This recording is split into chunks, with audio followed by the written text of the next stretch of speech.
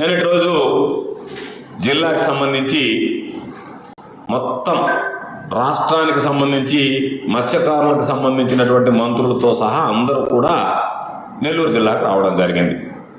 Incharge మినిస్టర్గా ఉన్నటువంటి NMD Farooq గారు, జిల్లా మంత్రిగా ఉన్నటువంటి ఆనం రామనారాయణ రెడ్డి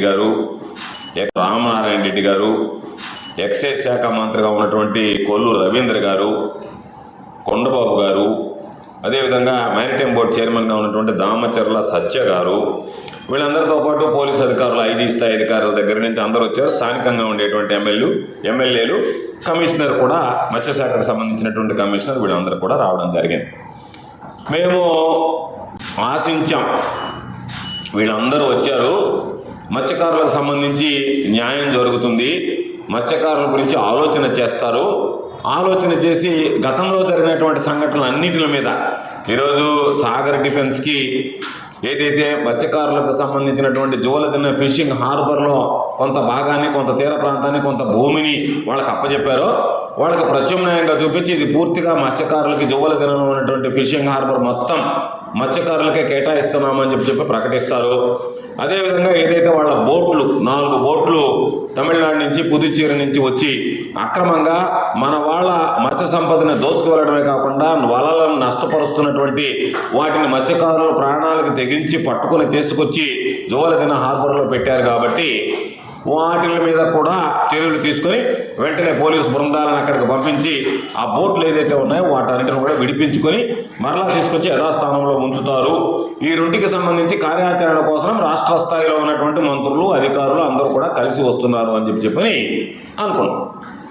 అయితే నిన్న వాళ్ళ వ్యవహార శైలి చూస్తే అదేదో సమావేశానికి సంబంధించి మేము మత్స్యకారులకు అది చేస్తాం, ఇది చేస్తామని చెప్పినని రకరకాలైనటువంటి హామీలు ఇచ్చారు, రకరకాలైనటువంటి వాగ్దానాలు. అసలు ఏమి మాట్లాడుతున్నారో అర్థం కాదు. జరిగినటువంటి అన్యాయాన్ని మీరు సరిచేయండి అయ్యా అంటే దాని గురించి మాట్లాడకుండా మత్స్యకారులకి ఈ రాష్ట్ర ప్రభుత్వం ఎప్పుడు అండగా ఉంటుంది, రాష్ట్ర ప్రభుత్వం ఎప్పుడు మత్స్యకారుల పక్షమే, మంచిదే కాదని ఎవరన్నారు?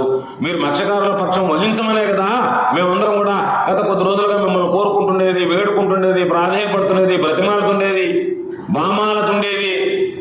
మీరు ఆయన మత్స్యకారులకు అన్యాయం చేయవాకండి, మత్స్యకారుల పక్షాన్ని నిలబడండి అని చెప్పి అడిగితే మేము మత్స్యకారుల పక్షమే అని చెప్పి వ్యవహారం చూస్తుంటే మాటలు ఫుల్ చేష్టలు ఇల్లు అన్నట్టుగా అర్థమైపోయింది. బ్రహ్మాండంగా మాట్లాడారు. ఒక్కొక్కడు అబ్బా అసలు ఎర్రగా తీసి పారేశారు మత్స్యకారులు, మా గుండెలు చీలిస్తే మత్స్యకారులు అన్నారు. బాగానే ఉంది. మేము అడిగేటువంటి వాటిని మీ ఉపన్యాసాలు బళ్ళే, మీ సభలు బళ్ళే, సమావేశాల్లో మాట్లాడబళ్ళే. మీరు జవ్వలదిన్న ఫిషింగ్ హార్బర్కి సంబంధించి సాగర్ డిఫెన్స్కి ఏదైతే కట్టబెట్టారో వాటిని తిరిగి వాళ్ళకి వేరే ప్రత్యామ్నాయ స్థలం చూపించి వీళ్ళని పూర్తిగా ఫిషింగ్ హార్బర్కి సంబంధించినటువంటి వాటి ఆ జవ్వలదిన్న హార్బర్ని ఇస్తారా? దాని మీద స్పష్టత ఇవ్వలేదు. బోట్లని ఈరోజు తరలించుకుని వెళ్ళిపోయారు. దాని మీద స్పష్టత ఇవ్వాల్సినటువంటి అవసరం మీకు ఉందా లేదా? ఆ 2 విషయాలు చెప్పండి అంటే ఆ 2 విషయాలు చెప్పకుండా మిగతా అన్ని విషయాలు మాట్లాడుతున్నారు. మేము అడిగేది ఇది మా దగ్గర ఉన్నటువంటి ఆధారం. ఇదిగో ఎఫ్ఐఆర్లు, ప్రభుత్వం ఎఫ్ఐఆర్ కట్టింది. ఇదిగో బిట్రకొండ పోలీస్ స్టేషన్లో ఇది ఒక ఎఫ్ఐఆర్. ఈ ఎఫ్ఐఆర్ నెంబర్ వచ్చి 88/2025, 24/9/2025 నాడు కట్టినటువంటి ఎఫ్ఐఆర్ ఇది. ఇంకొక ఎఫ్ఐఆర్ కూడా ఉంది. ఏమని? కావలి రూరల్ పోలీస్ స్టేషన్లో 196/2025. దీని డేట్ వచ్చి 16/10/2025. ఈ ఇచ్చింది ఎవరు? మొదటిది బిట్రకొండ పోలీస్ స్టేషన్లో నమోదైనటువంటిది కుదిరి సురేష్ బాబు అని చెప్పి ఫిషరీస్ డెవలప్మెంట్ ఆఫీసర్ పడుగుపాడు. ఆయన ఇచ్చాడు. ఎవరి మీద ఇచ్చాడు? పాండిచ్చేరి, కరైకల్కి సంబంధించినటువంటి మత్స్యకారులు ఈ విధంగా దోసుకుపోతున్నారని కంప్లైంట్ ఇచ్చాడు. ఇక్కడ ఇంకొకటి అక్టోబర్లో ఇచ్చారు. ఇది 16వ తేదీ. వడిత లక్ష్మీ నాయక్, ఈయన కావలి FDO. ఇది కావలి రూరల్ పోలీస్ స్టేషన్లో కేసు నమోదైంది.